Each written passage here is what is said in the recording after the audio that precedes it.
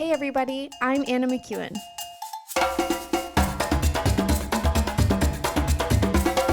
And now for Bob Switzer with the epic narrative. Well, good morning, ladies and gentlemen. At least it's morning at the time of this recording. One of my favorite times to record. Although I could do it just about any time. I think I tried it the other week in the afternoon. Seemed to go all right. I don't know. Anyways, that's enough about me. We are in the book of Joshua. We are continuing the journey. We will not end until we are finished. Now, I forgot to turn off my display so that I can look at these passages the whole time. There we go. We're in Joshua chapter 4. And Joshua chapter 4, I'm going to reference verses and probably read you those, but I'm not going to, well, I don't know. Currently, I don't plan on reading the whole thing because it's kind of a rehash of what they've already done, the whole crossing. And then it adds to a little bit. So the whole nation crosses, all right? Now in verse 9 and 10, it says that they hurried across, which of course, that makes sense to me. Of course they hurried across. I mean, I don't know how much you want to take advantage of the fact that the river is stopped and that you're crossing on dry ground. I have a feeling they were moving along. Plus, remember, they sat on the side of the bank, on the other side of the bank for 3 days. So they were probably getting a little impatient about staying there. They probably were looking forward to being in the promised land. They've been waiting on this for some of them for 40 years as the other generation died off. And then they spent the last couple years hanging out on the east side of the Jordan. They had taken over the lands. They had spread out all over the land, but, they didn't. They knew it wasn't their permanent place, except for 2.5 of the tribes. That was their permanent place. So there was a lot of dynamics that I'm sure they were looking forward to kind of moving on from. And in moving, in that process of moving on, it was some excitement and probably some nervousness and maybe even some frustration, like some, emotions are all over the place. Plus, you got some people that are probably nervous, flat out afraid, panicked. I'm thinking of like some children.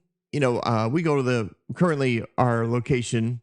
We're not going to be here probably by the time this is released, but our current location is on an island in the Florida Keys. We're working at an RV camp down there, and so we're by the ocean a lot. And you see children's interactions with the water vary. They go all over the place. Some have no fear, which is dangerous as well. And some have absolute terror because they saw a fish, some little feeder fish float, swimming around. And that's it. They do not want to be in there. Now, I am not a big fan of swimming in the ocean. I don't mind going in the ocean. I will go in the ocean. But, there's some people that they're in there all the time. For me, my imagination gets a hold of me, and I just know there are critters in there that I don't know. I can't get over them. I just can't. I tried swimming laps down here early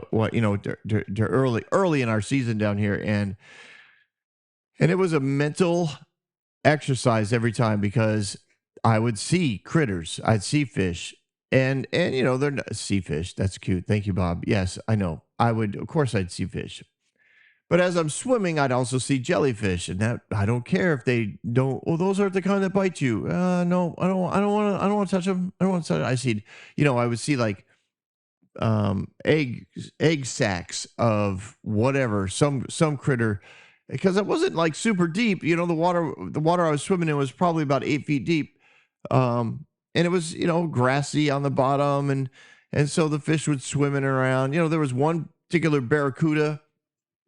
He was just a little guy, but they come out of nowhere. I don't know, those little boys are fast.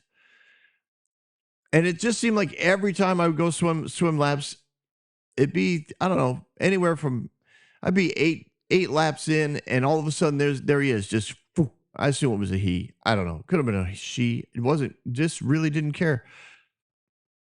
And then it would just hover there. It would lurk, and I would swim over it over and over and over again. And then I was like in my head. Then it would disappear. Then I felt even. Then I was even more scared. I'd be like, well, now where is he? Like, now I know it was only whatever, not even maybe a foot long, probably less. But they still have teeth. They still have teeth. I'm not interested. Not interested. Now my wife loves to snorkel. She would have been. She would swim. She could spend hours out of the reef. Now she doesn't like waves, so it makes it a little difficult to go out there. Not every day is smooth on the ocean, but we'd go out. She'd spend hours just floating and looking at the fishies, and she'd get all giddy and excited, and she, call me over. Look at that! Look at that! Look at it! And they are beautiful, amazing creatures. But then there's those other ones that I'm not interested in. I'm not. So actually, we work out we work out as we usually do. We work out pretty well because I'll drive the little boat or paddle the little boat to where she wants to go, and she can go snorkeling, and I'll just keep the boat nearby, and just in case something big comes along, and I have to jump in and rescue her, and that I could do, but just I don't know, swimming. It just seemed like I was just a big old bait fish in there. Oh, there was one time I was swimming at this one beach, and man, I just saw these just massive numbers of fish swimming under me. They were probably about 12 feet down. It was quite spectacular because they all move at the same time, like unbelievable. And I'm just swimming, and then it started thinking in my head, oh, I bet you something's chasing these things. And then of course it got in my head, I bet you whatever's chasing them is way bigger than these things. And then eventually, after it seemed like a million of these fish went under me, the big fish came by, and I was done. I was like, yep, I'm out. I don't know if it was a tarpon. I don't know if it was a little shark. I don't know if it was a tuna. I didn't care. I was out. I was just like, nope, I don't want to be a bait fish. Oh, it's sad. I know. My imagination. I'm just as bad walking in the dark by myself too. I see and hear everything. Anyways, that goes to the panic that some of the people might have felt. Bob's like, how did you circle back around? Right there. That goes to the panic that some people might have felt on the way across too. Just looking at the water, seeing it building up, knowing that, that eventually it's coming back down. I'm guessing that's probably why the priests stayed right in the middle with the ark. People were like, all right, God's not going to kill these guys. I can get across. Anyways, everybody gets across. They hurried across. I have little doubt that many people were watching this event from the walls of Jericho, from the hillside, from the side of the river.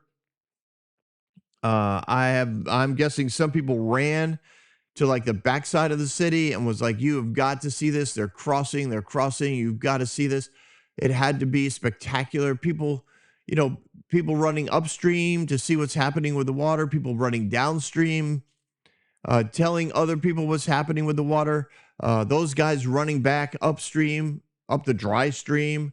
There had to be some people that were investigating, ran into the river and was like, oh man, I'm going to grab this rock, or I'm going to look at this plant, or hey, there's a fish.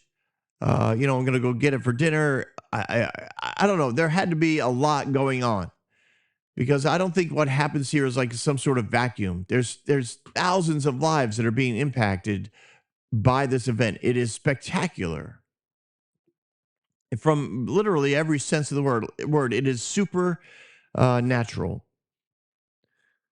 So it was big news, and God said it was going to be. Remember, he said, listen, I'm doing this to put fear in the tribes of the promised land. Now, fear, as you've heard me say, fear is not something that God uses to manipulate behavior. It's something the enemy uses to manipulate behavior. So what is God doing here?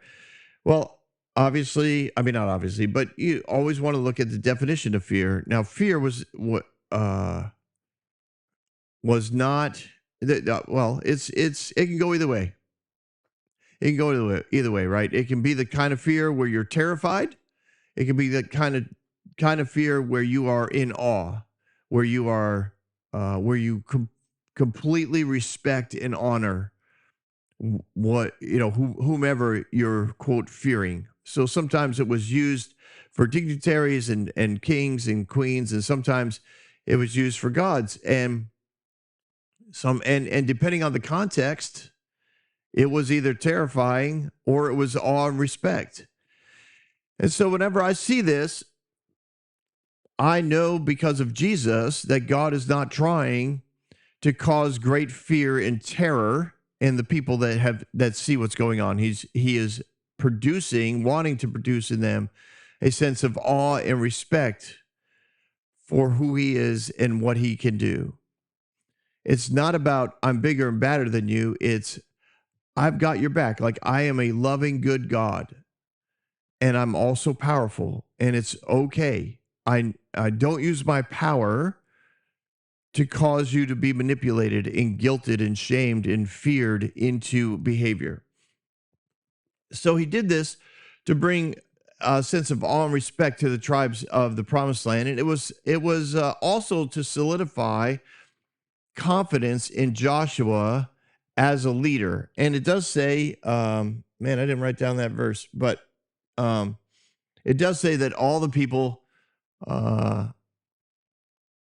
honored Joshua just like they did Moses. All the days of Joshua's life, he was honored. I'm sorry, I'm scrolling. I couldn't help but scroll. I'm down toward the end of the chapter. That's all about the stones. All right, sorry. I know it was a waste of time. All right, I'll move on. But it accomplished that as well. They saw him as their leader, the same sort of position in their lives that they held Moses to. And some of these people barely knew Moses. They'd only been alive, 5, 10, 2 years. Some of the little ones. So mostly Moses was known as a legend, and he was respected and I would say almost worshipped in his leadership role. And I know that there were those who did worship him later on. The Moses worship sect, almost cult, is out there, and they worship him. Anyways, but that's often what happens. Religion gets involved with a hierarchy, and then it takes the hierarchy to a different level. And they start to see, religion will take the loyalty that someone has to a leader and equal it to loyalty to God. And sometimes leaders perpetuate that. And that's the arrogance and pride that religion brings into things. They bring into things that shouldn't be there. They make it into something it's not. But it sounds right because a lot of times, God does something spectacular with a particular leader, whether it's a meeting you're in or a conference you're in, or as some people like to say, an anointing that a particular speaker carries, or a healer carries, or a prophet carries, and you say, man, I'm going to follow that person. I'm going to serve that. Whatever I can do to perpetuate what they're doing, I'm going to do it.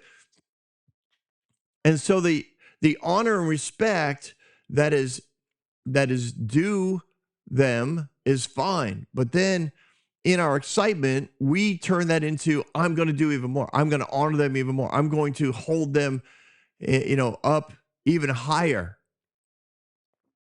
And it becomes crazy, because eventually people will say, well, if you're disloyal to the leader, then you're disloyal to God. And if you're disloyal to God, that's sin. And you could literally sin against God by not being supportive of the leader. Therefore, the leader has no accountability because no one can question them, because to question them is to question God. And currently, and I know I've mentioned this before, but there are just so many large ministries, international ministries, huge churches that are struggling with this because of the hierarchical system. Leaders did horrible things. Sometimes not even the main leader. Sometimes it was like their son, the youth pastor, which is incredibly another whole nepotism is another whole thing that my son's chosen the ministry as a career path. Oh my gosh, that's awesome. Career path. That's fabulous. All right. Anyway, so then sometimes there are others, right? Youth pastors, children's workers, whatever, that have also done horrible things, manipulation, control, abuse, sometimes, sexual in nature. And it's horrible what they've done. And then it's covered up because no one can question the leadership. And if the leadership says, we've dealt with it, let's just move on, everybody's just supposed to shut up and get in line. And for dozens of years, that's the way the church has generally operated. And now I do think that there's a paradigm shift. People are saying, wait, no, this still isn't appropriate. Whether they love God or not, whether they can heal people or not, whether they give us great revelation or not, you're not allowed to treat people like this. You're not allowed to do that to somebody else. You're not allowed to do that to a child. It's and they're like the reckoning is occurring, and I'm thinking of a number of them. And I'm not going to give you names because I don't know when you're going to be listening to this. It could be 5 years from now and you'll be like, I have no idea what he's talking about. But, what year is it? It is March of 2024 currently at the recording of this. And you can look it up in the history books. There's a lot of shenanigans going on that are being exposed right now. And this is why. Because you take something, God does something spectacular, and the leader starts to be exalted beyond their position.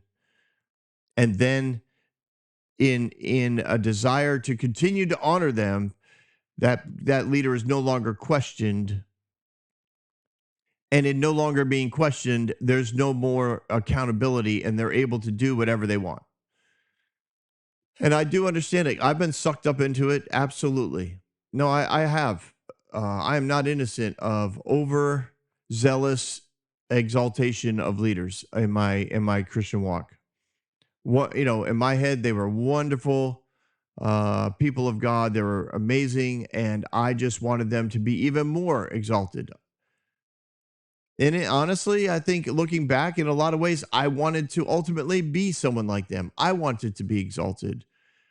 And I wanted them to see me and be like, wow, this guy's amazing. He really exalts me. He really honors me. He really serves me. He brings me things. He makes sure things are happening. He makes, all. I could do it all. I could do it all. And I did it in the name of honor, respect. But religion takes that and pushes it beyond its appropriate position. And then, yes, I was a part of several churches and ministries where disloyalty to the leadership meant disloyalty to God. Was literally told in one of the first ministries I was a part of, listen, Bob, your role is to pray for the leadership.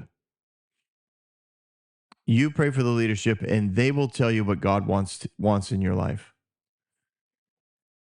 And when they told me that, I remember thinking, wait, no, but I went with it because I thought, well, I guess, these guys have been around a long time. Maybe there's some truth to it. But the reality is, they were, they had taken the religion on as well. And that's where it becomes really dangerous when the leadership sees themselves being exalted and then exalts themselves on top of it and says, yes, I am the top of the pyramid. Yes, I am the voice of God in your life. Yes, Loyalty to me is loyalty to God. Yes, you can't question me because I hear from God. And there's lots of people who do that. Even have entire boards set up so that they look accountable, but everyone on the board has already said, we're not going to question you. Whatever you want to do, we will rubber stamp and move forward. All right, enough. My gosh, Bob. You should have stopped me a while ago. Well, I'm glad you found it interesting, but still. We need to move on. All right. So after everyone crosses,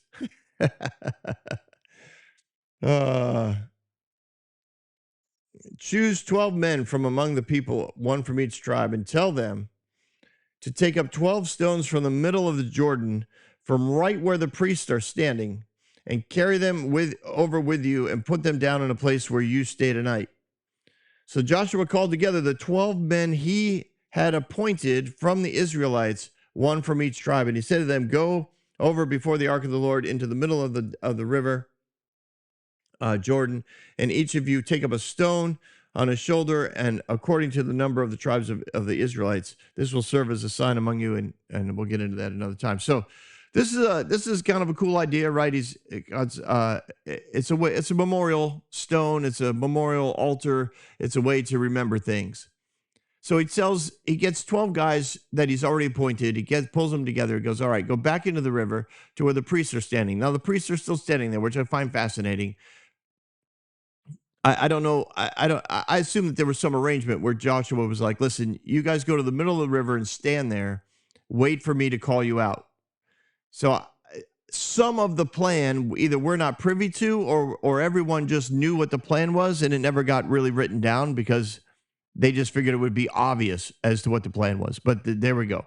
They're standing in the middle of the river. These 12 guys go back into the river to pick up a stone each. And it says to,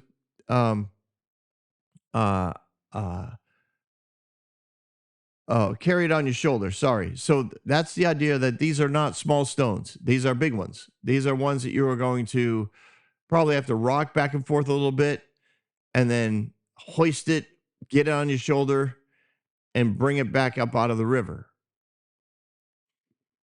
Now the priests are standing there and they waited and everybody's gone. And then these 12 guys are coming back down. Now they're in the vicinity, in front of the ark, and they're looking for stones. And you know that there's at least one of these 12 guys that has taken way too long to find his stone, right? There's always, it's like, yeah, okay, run and grab, something from that pile. And somebody's always like, oh, but can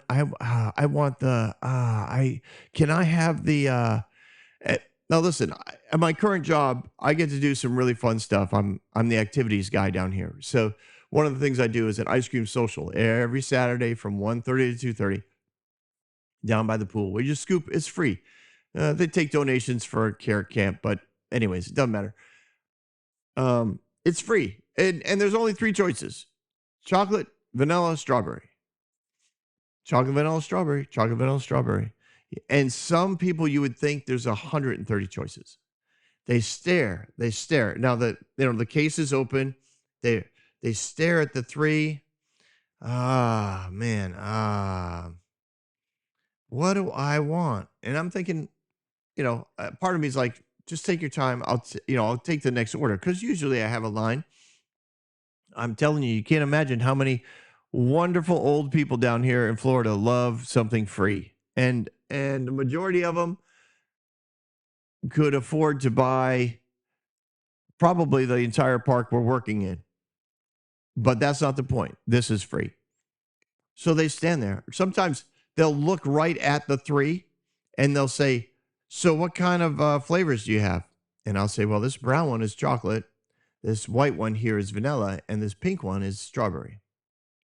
All right. So you got chocolate, strawberry, and vanilla. Yep. I got chocolate, strawberry, vanilla. Yeah. I don't know. You know what? And finally, they'll give you a decision, and then you're just like, please. Oh man.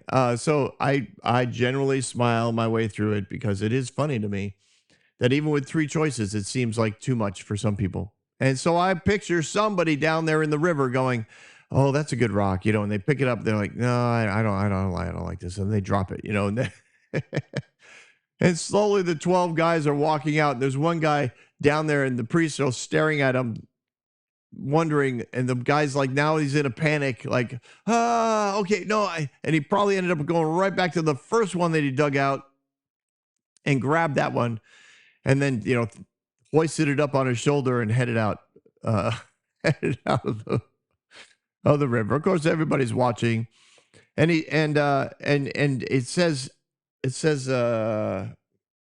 in verse 9. So Joshua set up the 12 stones that had been in the middle of the Jordan at a spot where the priests who had carried the ark of the covenant had stood. And they are there to this day, which is always an interesting phrase.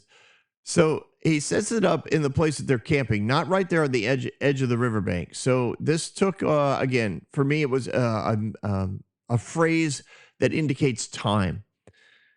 He had to go through the crowd, which I'm sure everybody, parted ways, but they were looking for their stone, right, from their tribe. They knew who was carrying it, and they get to a place where they're all camping out on the plain in front of the city of Jericho, and they set up this memorial stone, and he's like, this is to remind everyone that, the day that you walk across the Jordan, the Lord, is mighty, the Lord is powerful, the Lord is on your side. You will tell yourselves, you will tell your children, you will never forget, and these stones will be here forever. Which, that's not true. And even here, right? And they are there to this day. Well, okay. I know that scientifically, those stones are probably there. Probably. I don't know if anybody moved them. I don't know if they fell over in the wind. I don't know if they were buried under the sand and they're still there. I don't know. Maybe they are still there. But it's more the idea that we will never forget what these stones represent. Now, why did they have to take them out of the middle of the Jordan? I'm guessing they were unique.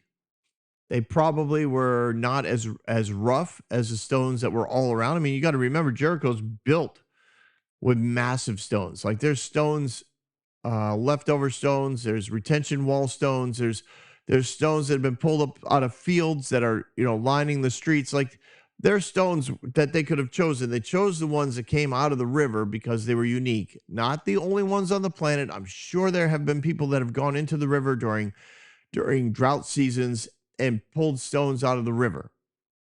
But generally, river stones look different, and they're cool, actually.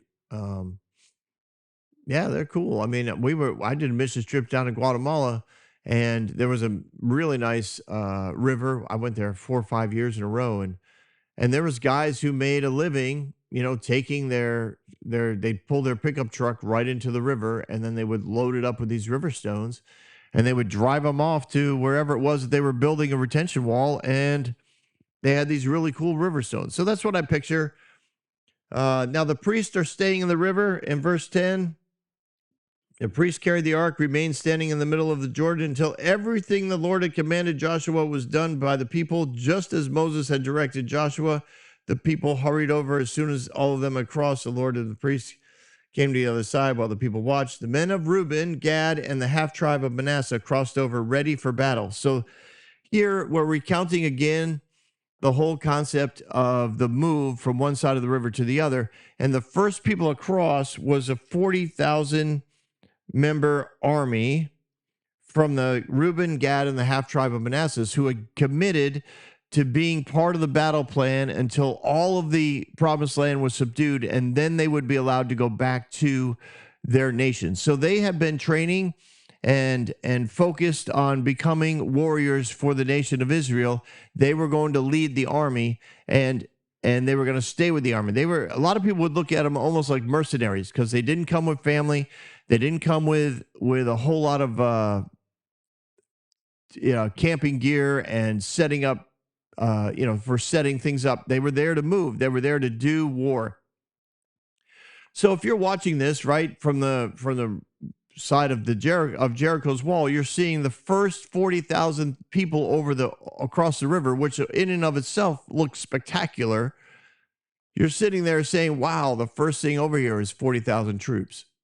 Now, they probably formed some sort of perimeter around where they're camping so that it looked, like they were there to protect. And I'm sure that they did. They probably deterred anybody from coming in right away.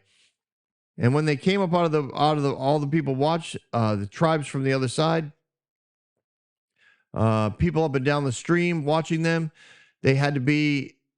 some of them had to be confused by the whole story, but I'm sure the story was being passed around. Verse 14, the Lord exalted Joshua in the sight of Israel, and they stood in awe of him all the days of his life. This is where, I was looking for this verse.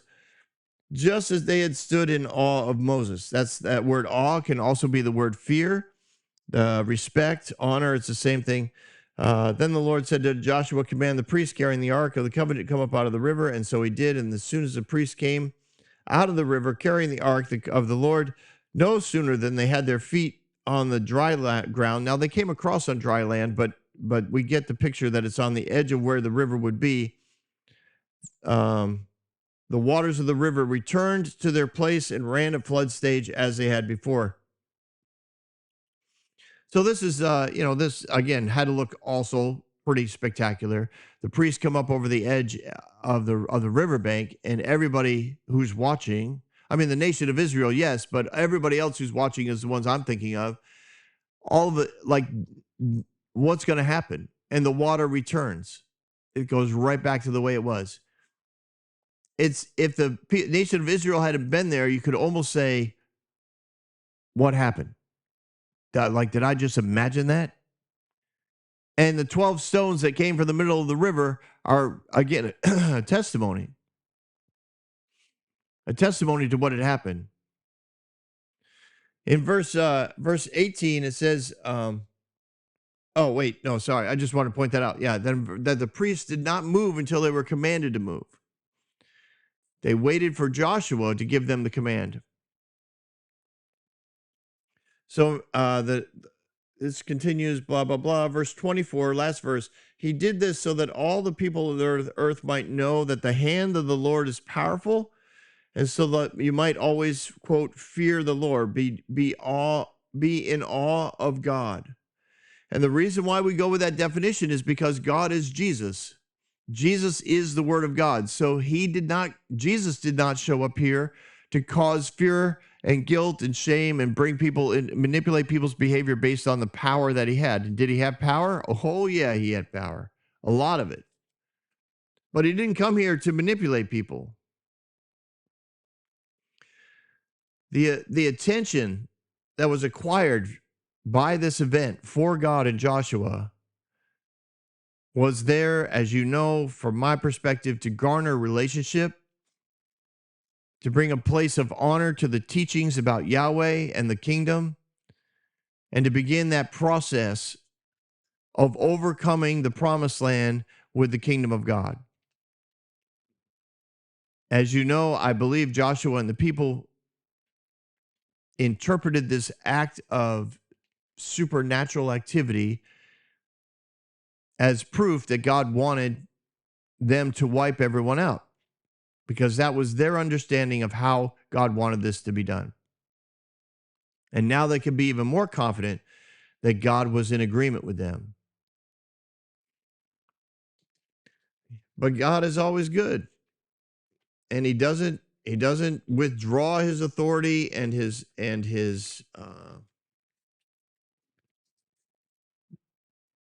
authority and power, from somebody who he's already given it to.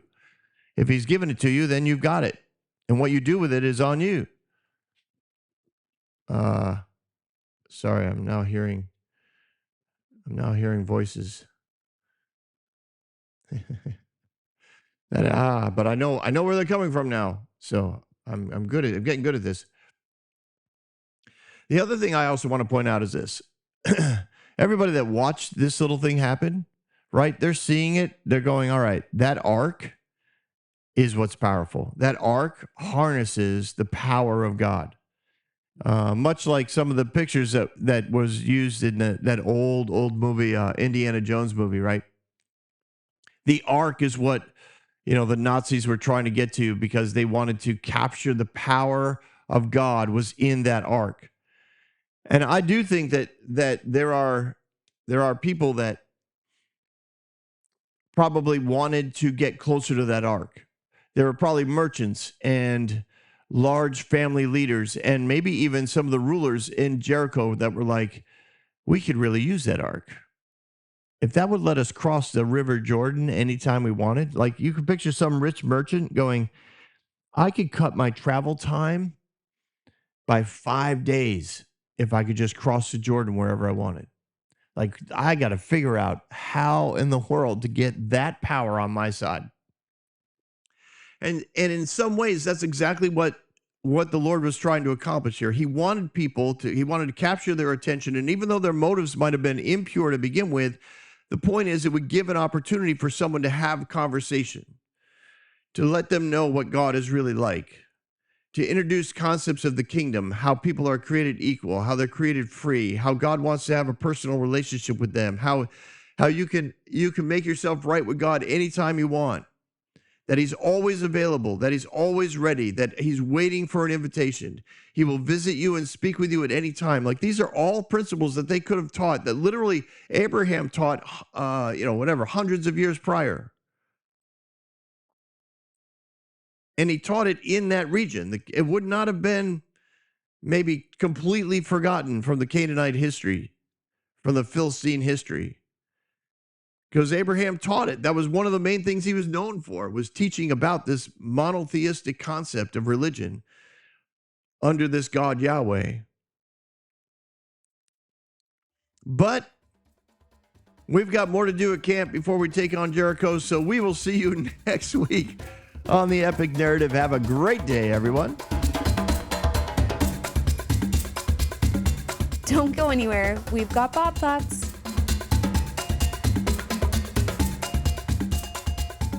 And welcome back to my thoughts.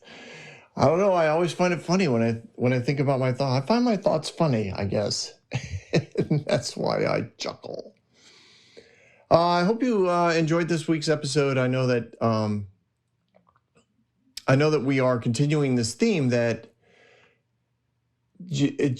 Joshua made this choice, and he continued to follow on that choice to make this a military campaign. And man, he just sets up the nation for tribal warfare for hundreds of years, and some would say thousands. I mean, I think that there's a lot of the Middle Eastern conflicts that you can trace back to this time, because a lot of these people that he's fighting were relatives of Isaac and Ishmael, right? That was Hagar and Sarah. But you remember that after Sarah died, Abraham had multiple other children with other concubines and wives, and then he paid them all off to leave so that no one would challenge Isaac for the crown of the firstborn and the blessing and all that sort of thing. But all those guys, all those sons that he had were half brothers to Ishmael and Isaac. So I don't know.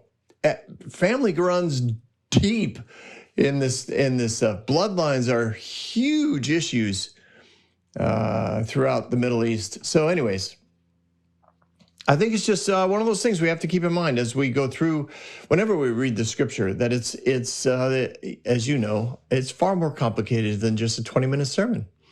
Although you can make some pretty good points on 20 minutes, I got to give you. And there's some really amazing pastors that do it on a regular basis. But here at the Epic Narrative, we do not have those constraints, and you get the opportunity to hear me prattle on for as long as I want. That's not true. I actually don't want to prattle on more than 30 to 40 minutes. So yeah, that'll be probably one of the biggest differences when you get to season 6, as it will be the same material as season 1, but a much different format. I think it'll feel a lot different. It's definitely going to read a lot different because I'm actually starting with 1 Samuel 1:1 versus just kind of overviewing Saul's life. Anyways, along those lines, I was reminded this week that our understanding of God is just really important. Our misconceptions of God can really mess up generations of beliefs regarding him. And so many people think that our behavior controls God's behavior. And whenever you kind of get that in your brain, you become the one who controls God. God becomes a lesser God. He's not Lord of Lords. If your goodness forces his blessing, or your badness forces his discipline, or whatever you end up calling it in that mindset, you control him. So be careful if that little thought gets in. It's easy to look at God's goodness. As you know, we say this all the time on the Epic Narrative, right? Just because he's good after something bad happens doesn't mean he caused the bad. So just because he does something good after you've decided or done something, misbehaved, we'll just call it that, after you're misbehaving, it doesn't mean that he agreed with the misbehaving. Anyways, just got to keep that in mind and filter your life along that line, and maybe gain some insights.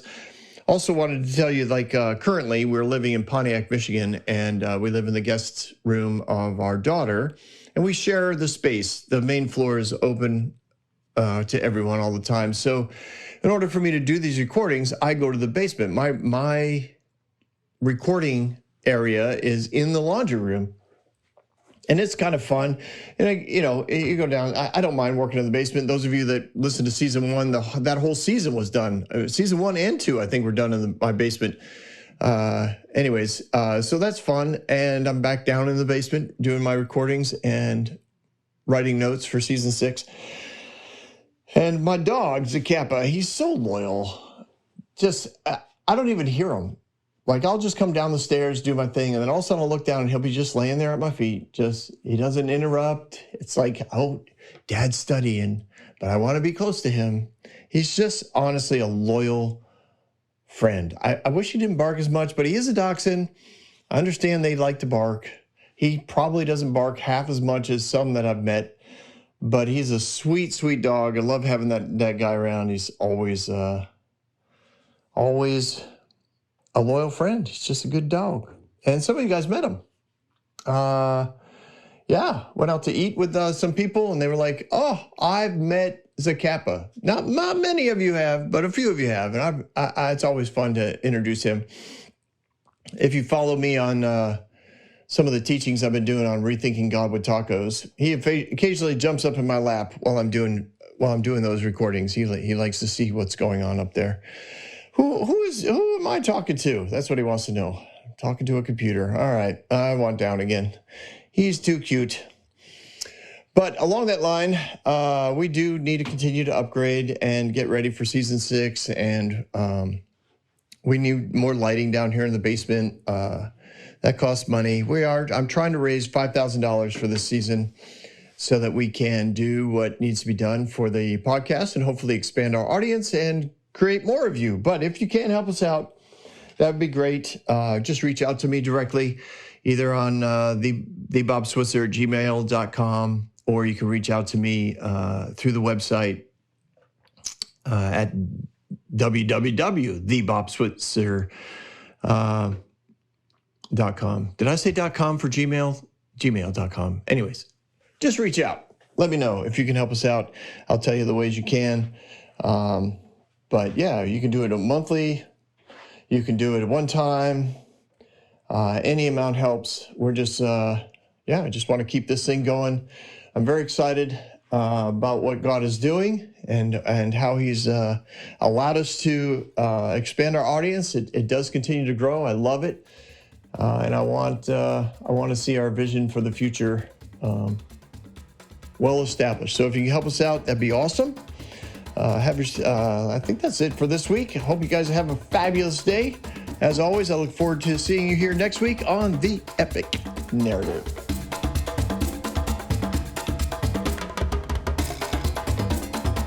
Hey everyone. everyone. Thanks for listening. If you like what you heard, you can subscribe to this podcast on any platform you use. You can also reach out to Bob for questions or booking at thebobswitzer.com or email him at thebobswitzer@gmail.com. See you next week, guys.